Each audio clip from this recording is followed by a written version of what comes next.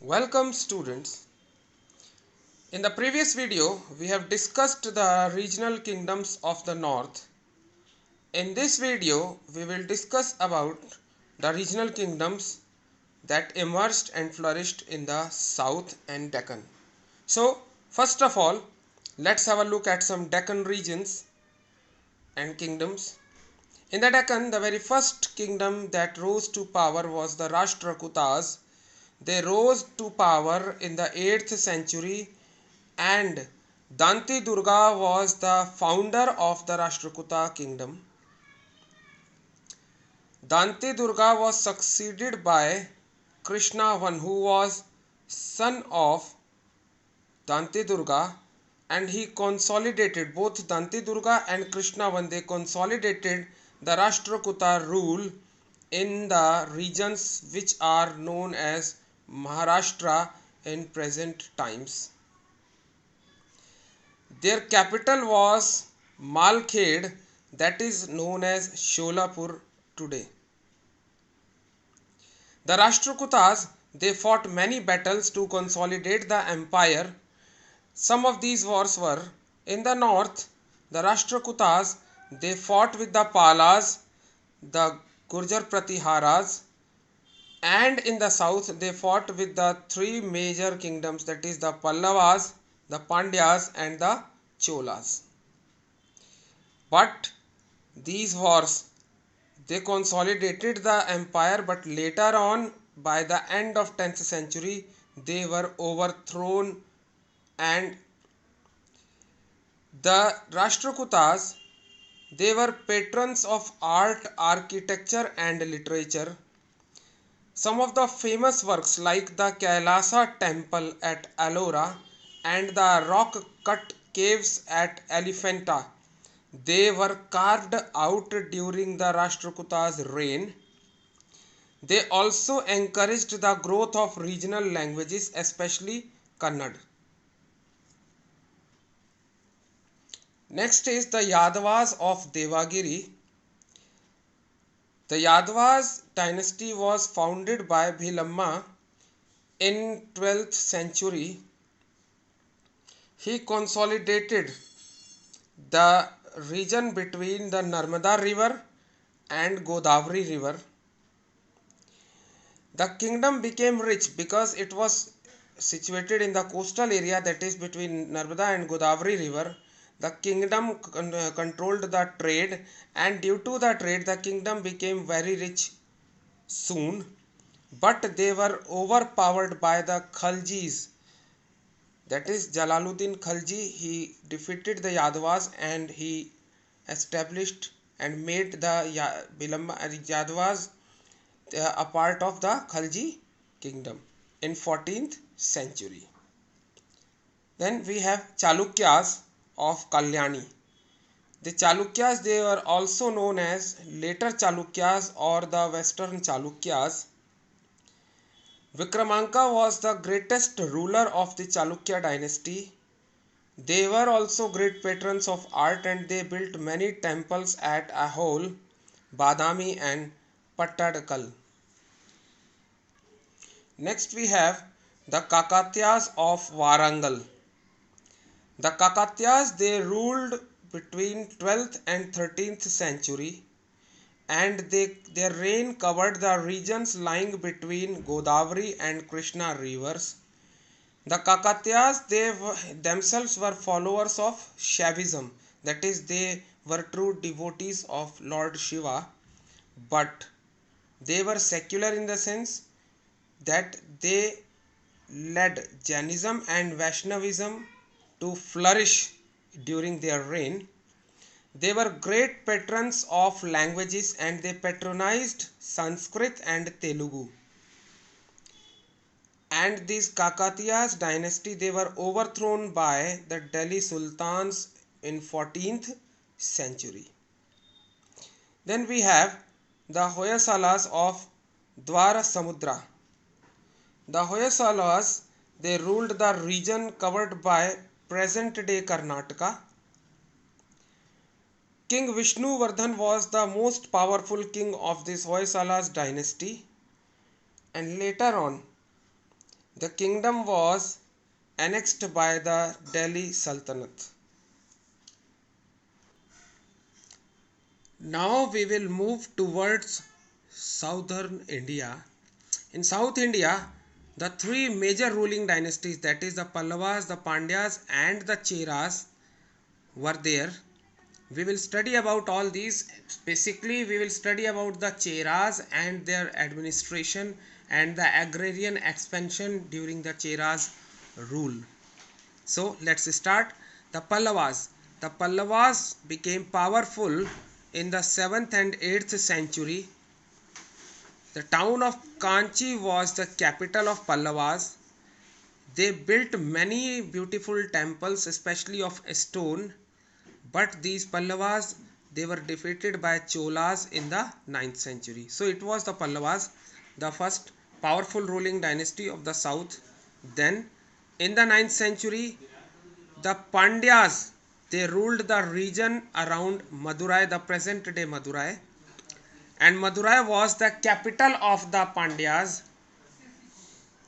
Madurai was also an important center of learning, means many scholars and many intellectuals, they used to live in Madurai, and they used to carry out the discussions on various social and political topics. This kingdom declined in 14th century. Now the Cholas. We will study about the Cholas in detail in this chapter. The Cholas, they were able to establish a powerful empire, not a kingdom, but a powerful empire in the South India. That's why they are also known as the Imperial Cholas. Their capital was Tanjore, which is nowadays or at present is known as Thanjavur. Now we will study about the different Chola kings, how they came to power and what they did. Vijayalaya I was the first Chola ruler. He ruled the region covering the north of river Kaveri. He was a brave king and he was a brilliant commander. Then we have Rajaraja Chola and Rajendra Chola, the two most powerful and famous kings who established this dynasty as a supreme power in South India. Let's have a look to them. Rajaraja Chola. Rajaraja Chola was also known as Rajaraja I. He was a brilliant and able commander. He defeated the Pandyas and the Cheras. He captured Ceylon, the present day Sri Lanka. The earlier or the ancient name of Sri Lanka was Ceylon. So he captured Ceylon, that is the present day Sri Lanka, some islands of Maldives, and he built a very strong navy, and it is because of this navy that he was able to control the coastal trade. Having a strong navy gave an advantage to Rajaraja I to control the coastal trade, and it is because of this coastal trade that was carried, and that was a prominent route for carrying out trade with Southeast Asia, that made the kingdom to flourish and to become prosperous. Rajendra Chola, he was Rajaraja's son, that is Rajaraja I or Rajaraja's son. Rajendra Chola, he succeeded his father and he made the kingdom even more powerful. He defeated the Cheras, the Chalukyas and the Palas. He covered the region in West Bengal, which is currently in West Bengal, and up to that there he defeated the Palas. And after his conquests, he called himself as Gangai Konda Chola, that is, who has conquered places up to Ganga river. Gangai Konda Chola, the Chola king who has conquered places up to Ganga valley or Ganga river. he made his new capital, and that capital was made near Tanjore, that is the present day Thanjavur, and he named it Gangai Konda Cholapuram. Later on, his major achievement was his victory when he defeated Sri Vijaya, who controlled the trade route, coastal trade route from Southeast Asia and southern China. When he defeated Sri Vijaya, this sea route, this coastal trade route came under his direct control, and he started making more and more prosperous kingdom using the wealth that he accumulated from controlling the trade route. Now we will see some cultural achievements of Cholas. The Cholas, they were very fond of art and literature, and they were not only fond of, they were great patrons of art and literature. They made many beautiful temples. The temples were made basically in the Dravidian style, and one such example of the great remarkable construction work is the Brihadeshwara temple, which is situated at Thanjavur. The Cholas, they made remarkable contribution to the field of sculpture also. Many images of gods and goddesses were made, and these images were made basically of stone and of bronze.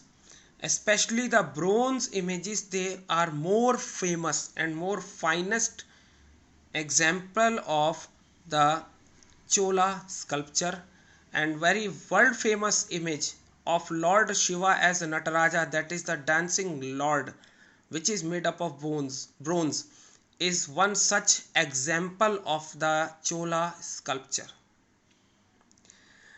When it comes to language and literature, the Cholas, they were patrons of regional languages. They tried, and they were always keen to flourish and propagate the regional languages, and they were keen to develop these regional languages, especially Tamil, Telugu and Kannada. Many literary works have been translated into these three languages during the Cholas' reign, especially during the reign of Rajaraja I and Rajendra Chola. Now let us see the administration of Cholas. The entire kingdom during the Chola reign was divided into mandalams, and these mandalams were headed by the governors. The mandalams, they were divided further into small units, that is Valanadu, which was a assembly of some villages. The village was the smallest unit or the lowest unit of administration, and these villages were known as Nadu or Kurram. And we have one state still present in India, that is Tamil Nadu. That is what Nadu means.